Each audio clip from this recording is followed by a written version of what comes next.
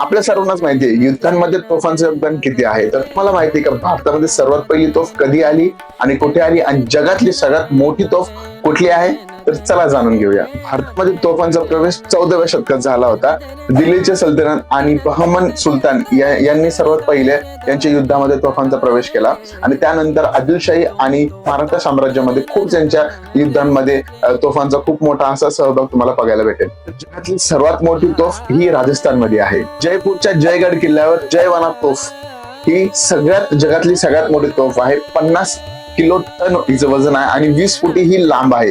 ही इतकी विशाल तोफ आहे की ही आतापर्यंत फक्त एकदाच दागली गेली होती आणि असं म्हणतात की ही जेव्हा दागली गेली होती हिचा जो आवाज आहे हा 30 किलोमीटर दूरपर्यंत घुमला होता. त्या काळी भारत किती ताकदवर होता हे दर्शवणारी ही तोफ तुम्हाला बघायला आवडेल का? मला नक्की कमेंट मध्ये सांगा. व्हिडिओ आवडला असेल तर आपल्या चॅनलला सबस्क्राईब करा, व्हिडिओला लाईक करा आणि अशाच इंटरेस्टिंग व्हिडिओसाठी आपल्या चॅनलला सबस्क्राईब करा. धन्यवाद.